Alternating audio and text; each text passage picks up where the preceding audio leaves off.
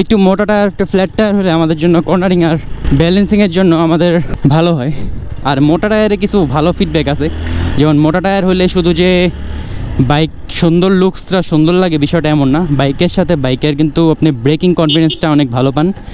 আর second যে বিষয়টা সেটা হচ্ছে আপনি বাইকের, আর অন্যদিকে মোটা টায়ারের যদি কিছু খারাপ বিষয়ে কথা বলি, তাহলে মোটা টায়ারের খারাপ বিষয়ের মধ্যে সর্বপ্রথম যেটা আসে সেটা হচ্ছে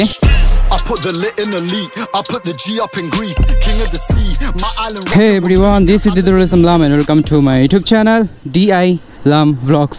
আজকে কথা বলবো হচ্ছে আমাদের বাইকের, আমরা যে বাইক চাই তাদের বাইকের যে টায়ার রিলেটেড বিষয়।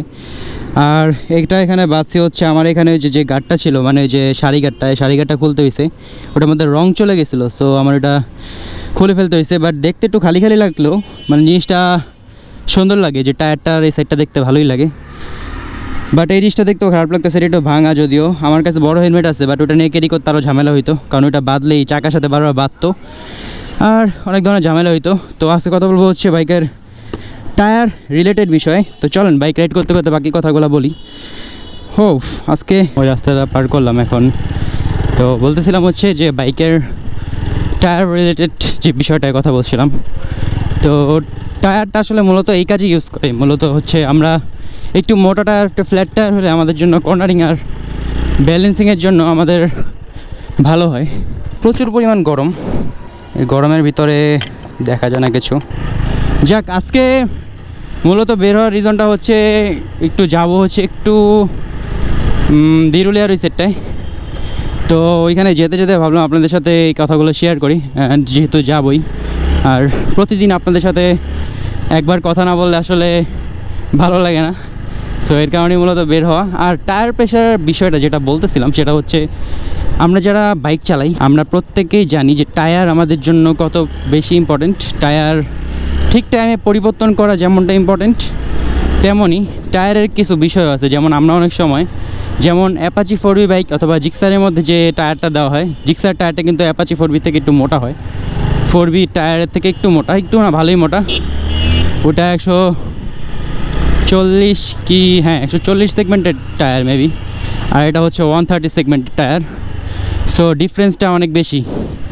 যদিও হচ্ছে এই বাইকটার মধ্যে মানুষ আশা করে, অথবা যে আমরা আশা করি যে অ্যাপাচি 4V এই বাইকটার মধ্যে যাতে 140 সেকশনের টায়ারটা ইউজ করে, বাট ওনারা যতগুলোই মডেল বের করছে একটা তো মোটা টায়ার ইউজ করেনি, সবগুলোতে মোটামুটি এই চিকন টায়ারটা ইউজ করছে। এটাকে চিকনই বলা যায়, কারণ এই সেগমেন্টের মধ্যে বাংলাদেশে অনেকগুলো বাইক আছে যেগুলোর মধ্যে অলরেডি অনেক মোটা মোটা টায়ার ইউজ করা হয়েছে, অ্যান্ড ওগুলো দেখতেও ভালো লাগে। আর মোটা টায়ারে কিছু ভালো ফিডব্যাক আছে, যেমন মোটা টায়ার হলে শুধু যে বাইক সুন্দর লুকসটা সুন্দর লাগে বিষয়টা এমন না, বাইকের সাথে বাইকের কিন্তু আপনি ব্রেকিং কনফিডেন্সটা অনেক ভালো পান। আর সেকেন্ড যে বিষয়টা সেটা হচ্ছে আপনি বাইকের কর্নারিং করে আপনি একটা ভালো ফিডব্যাক পাবেন, আর যেটা হচ্ছে আপনি নর্মালি একটা চিকন টায়ার থেকে ওই ফিডব্যাকটা কোনো দিন পাবেন না। কারণ চিকন টায়ারের মধ্যে আপনি কর্নারিং করতে গেলে আপনি একটু রিস্কের মুখোমুখি থাকতে পারেন, কারণ আপনার একটু ভয়ও লাগতে পারে যে স্লিপ করার একটা পসিবিলিটি আর কি, এরকম মনে হয় অনেক সময়। বাট আপনি যদি হচ্ছে মোটা টায়ারটা ইউজ করেন তাহলে কিন্তু আপনার কনফিডেন্সটা অনেক বেশি বেড়ে যাবে, আর তখন আপনার দেখা যাবে যে যে কোনো রাস্তায় কর্নারিং আর অফ রোডিং করতে আপনার কোনো রকম সমস্যা হবে না, চাকটা স্লিপ কম করবে। তো এইসব বিবেচনা করলে দেখা যায় যে মোটা টায়ারটা আমাদের মানে গুরুত্বপূর্ণ একটা ভূমিকা পালন করে। আর অন্যদিকে মোটা টায়ারের যদি কিছু খারাপ বিষয়ে কথা বলি, তাহলে মোটা টায়ারের খারাপ বিষয়ের মধ্যে সর্বপ্রথম যেটা আসে সেটা হচ্ছে মোটা টায়ার হচ্ছে আমরা মাইলেজটা একটু কম পাই। কারণ মোটা টায়ার যখন আপনি ইউজ করবেন ওটা একটু ফ্ল্যাট হয়, ফ্ল্যাট হওয়ার মানে কারণে দেখা যাবে যে ওটার সাথে মাটির সংঘর্ষটা একটু বেড়ে যাবে। আর মাটির সংঘর্ষ যখনই একটা টায়ারের সাথে বাড়ে তখন দেখা যায় ওইটার কিন্তু ঘর্ষণটা বেশি হয়, আর ঘর্ষণ বেশি হওয়ার ফলে কিন্তু এটা শক্তিটা ন্যূনতম বাড়ে। বাট ওই ন্যূনতমটা আসলে এভাবে খালি চোখে বোঝা যাবে না, বাট এটা অনেকক্ষণ রান করলে ওটা আর কি মানে মাইলেজটা ড্রপ করে আর কি। ধরেন একটা 130 সেগমেন্টের টায়ারগুলো আপনি 35 মাইলেজ পান, তো আপনি যদি ওইটা থেকে সেম জিনিসটা থেকে আপনি 140 বা 150 সেগমেন্টের টায়ার ইউজ করেন, তাহলে আপনার ওইটা থেকে 3-4 মাইলেজ কমে যাবে।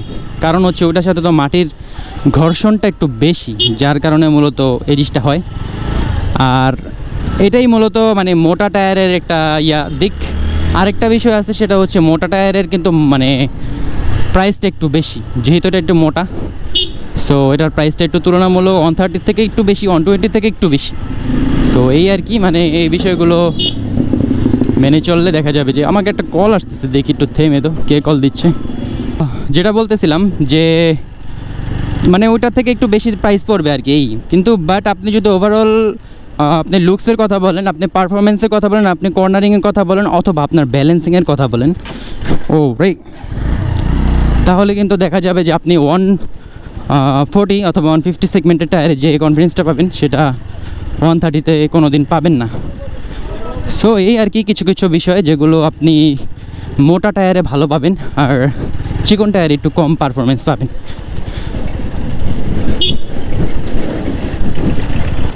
আচ্ছা, এই ভাঙাচোরা রাস্তা থেকে একটু বের হই, কারণ এই রাস্তার মধ্যে কথা বলতে গেলে প্রচুর বাজবে এই ভাঙাচোরার মধ্যে, আর ঝামেলা হবে। তাহলে এখান থেকে এই রাস্তাটা একটু পার হওয়ার পরে আপনাদের সাথে আসতেছি আমি আবার। ওই রাস্তাটা পার করলাম এখন। তো বলতেছিলাম হচ্ছে যে বাইকের টায়ার রিলেটেড যে বিষয়টার কথা বলছিলাম। তো টায়ারটা আসলে মূলত এই কাজে ইউজ করি, মূলত হচ্ছে আমরা একটু মোটা টায়ার, একটু ফ্ল্যাট টায়ার হলে আমাদের জন্য কর্নারিং আর ব্যালেন্সিংয়ের জন্য আমাদের ভালো হয়। বাট আমাদের এই 4B বাইকটার মধ্যে যে টায়ারটা খুব বেশি একটা মোটা টায়ার দেয়নি। বা আরেকটা চিকন টায়ারের একটা সুবিধাও আছে, যেমন চিকন টায়ারের মধ্যে আপনি রেডি পিক আপটা একটু স্পিডে উঠাতে পারবেন আর কি। ধরেন আমি চিকন টায়ারের মধ্যে সাপোজ ধরেন আমার 120 অথবা 130 সেগমেন্টের টায়ারটা আমার কাছে আছে। ধরেন আমি ওই টায়ারটার মধ্যে আমি খুব কম সময়ে, ধরেন 6 সেকেন্ডের মধ্যে সাপোজ ধরেন আমি 60 উঠাতে পারি। তো সেম জিনিসটাই 150 সেগমেন্টের টায়ারের মধ্যে আমি ওইটার মধ্যে 50 উঠাতে পারবো, 50 অথবা 54, 5-6 একটু এদিক ওদিক করতে পারে। মানে ধরেন খুব বেশি ডিফারেন্স যে এমনটাও না, আবার খুব বেশি ডিফারেন্সও অনেক সময়। তো এসব ক্ষেত্রে বিবেচনা করলে দেখা যায় যে অনেক সময় ইম্পর্টেন্ট, আবার অনেক সময় দেখা যায় যে ব্যালেন্সিংটাও বেশ মানে ইম্পর্টেন্ট। সো দুই ক্ষেত্রে আমার মতে প্রযোজ্য। আমার মতে হচ্ছে মিডল একটা, যেটা 130-140 এরকম মধ্যে রাখলে বেটার। 4B বাইকটার মধ্যে যেটা দিছে এটা আমার কাছে মোটামুটি ব্যালেন্সিং মনে হয়েছে। বাট যদি আপনি 150 সেগমেন্টের সাথে তুলনা করেন, তাহলে 150ই ভালো, এটা আমি মনে করি। কারণ ওটার মধ্যে ব্যালেন্সিং একটু ভালো পাওয়া যায়, এর কারণে মূলত আমি ওইটাকে ভালো বলছি। সো ওইটা আমি যেহেতু ইউজ করি, আর আমি 150 সেগমেন্টের টায়ারও ইউজ করছি, মোটামুটি দেখছি অ্যান্ড চালায়ও দেখছি ভাই ব্রাদারের বাইকগুলো, মোটামুটি ভালো একটা গ্রিপ অ্যান্ড ব্যালেন্সিং পাওয়া যায়। এখান থেকে একটু তেল নিয়ে নিই ভাবছি।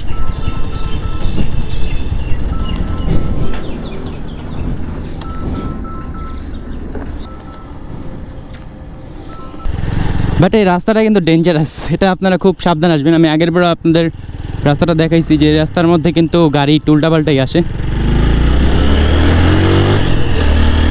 তো এই রাস্তাটা আপনারা যারা এই বাইকটা চালান, মানে গাড়ির থেকে বাইক কিন্তু রিস্ক একটু বেশি, যেহেতু এটা 2 চাকার বাহন। সো এটা একটুখানি বুঝে শুনে চালাবেন, এটা উচিত। কারণ 2 চাকা তো ভাই, এটা আসলে বিশ্বাস নাই। বাট আপনার কনফিডেন্সের একটা বিষয় আছে, আপনার চালানোর রাইডিং একটা বিষয় আছে, ওগুলো মেনটেন করলে আশা করি আপনি ভালো একটা ফিডব্যাকে চালাতে পারবেন বাইকটা। আর আশা করি যে সুন্দরভাবে আমরা বাইক রাইড করবো, যাতে করে আমাদের বাইক কমিউনিটিটার নাম খারাপ না হয়।